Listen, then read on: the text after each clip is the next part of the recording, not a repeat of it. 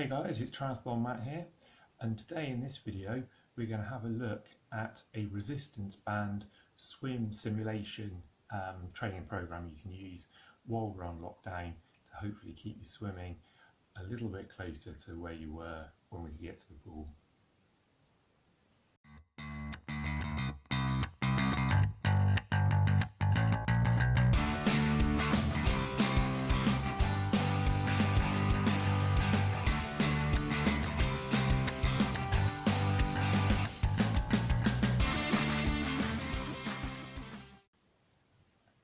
So the first thing we're going to do is a bit of a warm-up, and all we're actually going to do here for this routine is literally just exercise our swimming arm technique that we'd try and usually use in the pool. So here I'm going to start off with my arms all the way at the top, bring my hands down, trying to keep my elbows higher, and return, and then literally just keep that going in your normal front crawl swimming style, and give yourself a minute or so to warm up. Now, to make it more challenging, we're going to use a resistance band. Grab any one. What I've done here is I've actually looped the end of the resistance band to shorten it a bit. I'm relatively tall, yet still, without the end of the resistance band looped, I find it's too long. So literally take the end of your resistance band folded in half and loop it around to shorten the length of the band there. The shorter you make it, the harder it's going to be. So here I've literally just taken an end portion off of the length of the resistance band, and that suits me. As I say, you can move the loop down to give you a harder level of resistance if you want a harder training session. What we then do is loop the resistance band around our back like this, tucking it under your arms here, and then bringing our hands up and simply following your usual stroke pattern that you'd aim for in the swim. With the resistance band, you should really notice the extra difference and find it a far more challenging workout. Here you can factor in a bit of a training program, do some warm-ups without the resistance band, and then see how far you can go with the resistance band, break it down, and then if you want, let go of your resistance band and just do some normal arm work without it. If you find you're getting too tired, then pick up your resistance band again, loop it around your back, under your shoulders, under your armpits, sorry, and then carry on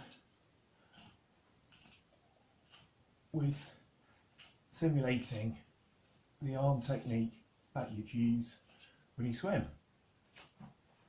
And what you're going to find is you're probably going to have to do the catch-up technique where both hands come up together before you pull down, and that keeps the resistance band taut as possible to give you that extra level of difficulty. And there we have it.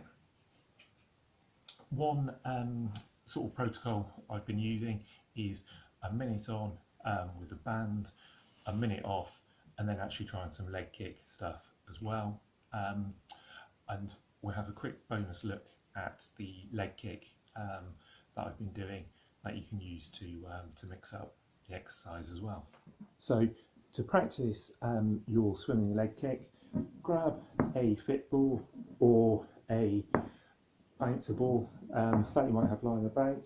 Alternatively, you can simply put a cushion on the floor and use that. I find a fit ball is best. Put your hips over the ball, roll yourself out, and then simply do your usual leg kick on your exercise ball, just as you'd mimic in the pool. And there we have it, simple as that.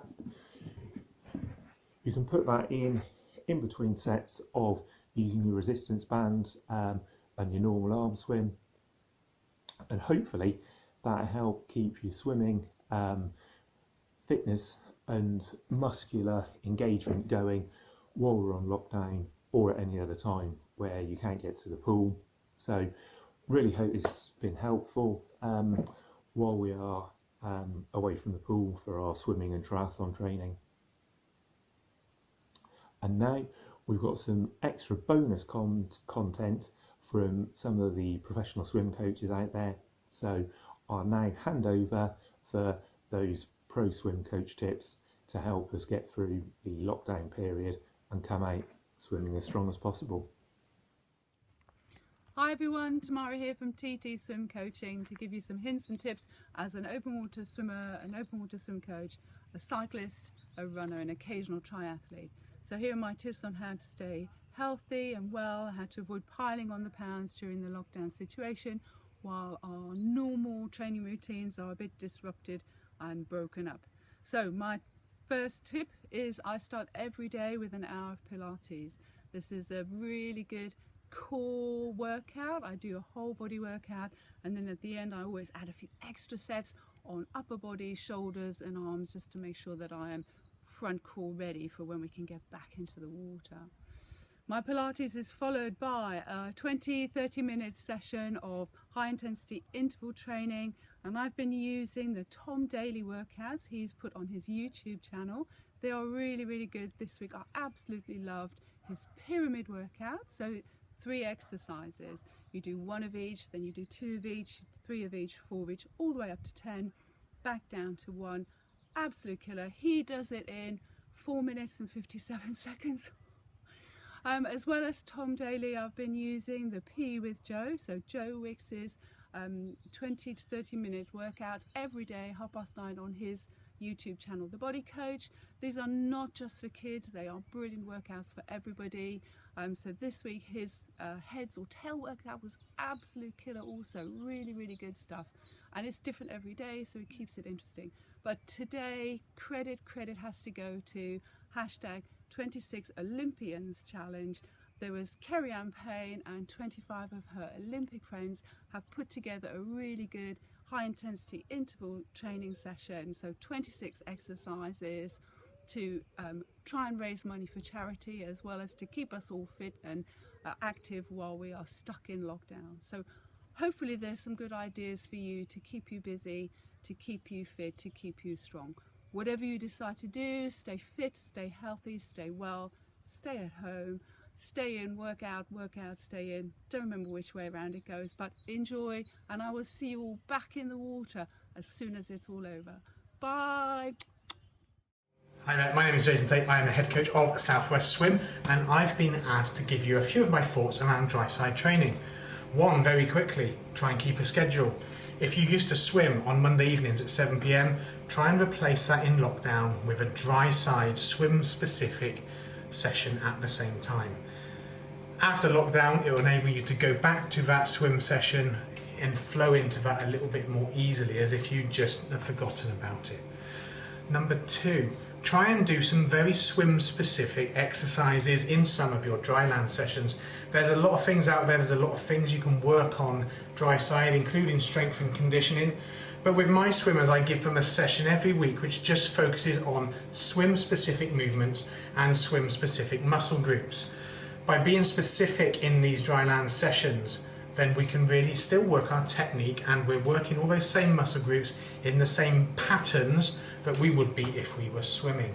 So basically, point number 2, mix up your dry side training, keep it varied and keep it flowing. Number 3, the kit. What kit would I need to best get the most out of my dry side training from a swim specific basis? try and get yourself a pair of TheraBands, or a set of TheraBands rather. It's just elastic, but it gives us some resistance to give when we're doing our dry side. Better still is a set of swim cords. These are quite hard to get hold of at the moment, but if you can get hold of these, they are a great thing to have in your kit bag anyway.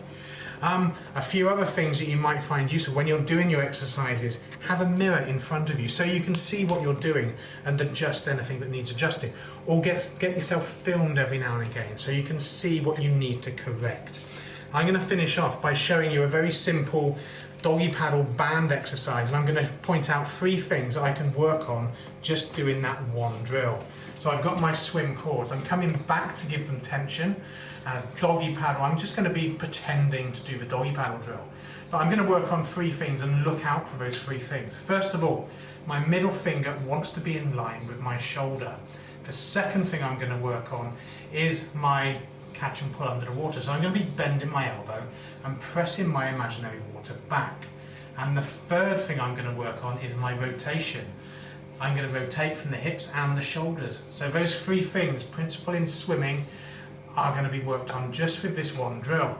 And you can see that there. My middle finger's in line with my shoulder, I'm rotating nicely, and I'm trying to roll my hand over the handle of the swim cord to get that early vertical forearm. So, I hope those little pointers have been useful. Have a great workout.